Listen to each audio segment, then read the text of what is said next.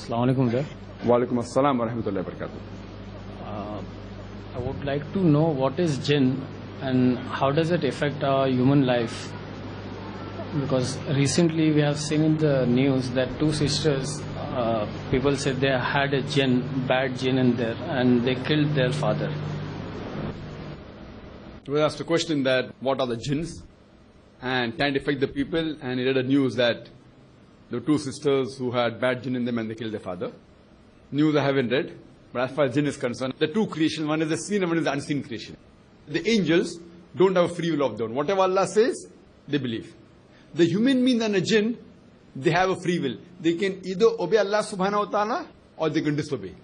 So amongst the creation who have a free will are the human beings and the jinn. The human beings are seen creatures. The jinn, normally they are unseen. Normally, in normal circumstances, they are unseen. So these creations have a free will. So therefore the Quran was revealed for the complete world, including the jinn and the human being. Even they have a free will. Like in the human beings, there are people who follow Allah's commandments.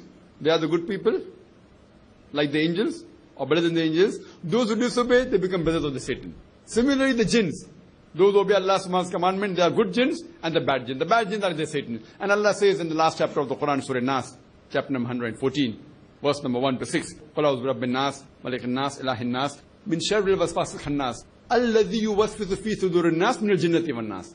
That there are people who whisper in your ear and withdraw. These are the ones who are amongst the men and jinn. That means the Satan category, the evil category of two types.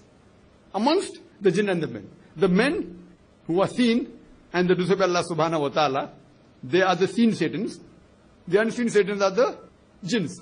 So the jinns is a creation which has a free will. Like human beings, there are good and bad. Similarly, in the jinn also there are good and bad. And can they come into a human being? Yes, they can come. A human being can be possessed by jinn. And for this, the two surahs of the Quran, the Mu'awwidhatayn, chapter number 113 and 114, the last two surahs of the Quran, the Mu'awwidhatayn, the one I recited, Surah Nas and Surah Falaq. These two surahs were revealed as a treatment, as a remedy for this. So there are jinn. Science hasn't reached that far to completely identify this concept. So therefore, in science, there is no 100% proof jinns are there, but neither is there proof that there are no jinns. There are certain diseases which the psychologists say it is more with the brain, with the human body, and they cannot categorize in any of the scientific diseases which is known. Science hasn't reached that far. Maybe inshallah 20 years later, 30 years later, 100 years later, science will advance and they will agree with the concept of the Quran. Since the Quran says there are jinn, we have to believe in it. There are good jinns, there are bad jinns, etc. But what we have to do, we have to have trust and faith in Allah subhanahu wa ta'ala. And the two surahs which have been revealed in the Quran for the treatment is Surah Falaq and Surah Nas. So regarding the situation of these two sisters, I don't know whether it existed or not.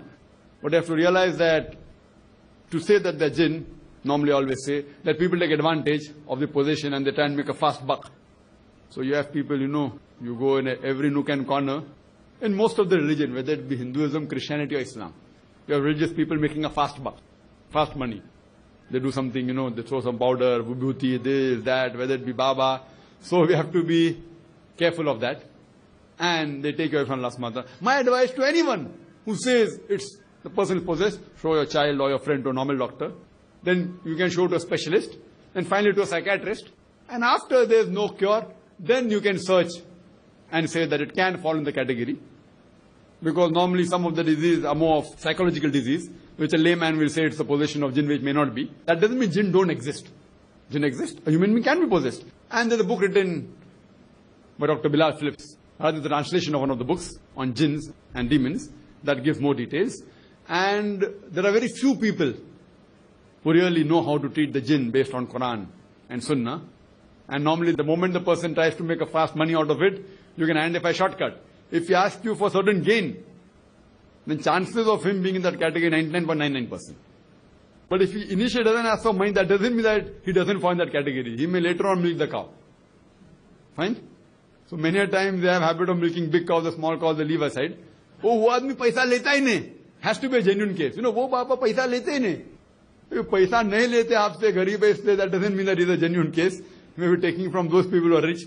And there are people who always approach and ask me, tell them that first go to a doctor, then go to a psychiatrist. And then if they give up all the hope and there's no medical treatment for it, then you can think of a possibility that it can be a possession of the jinn, etc.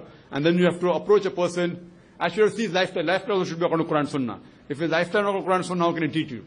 And the treatment is but natural. You have to recite verse of the Quran, the hadith mentioning that. But those who are the specialist in that field, go to him rather than to any person, Tom, Dick and Harry. Hope that answers the question.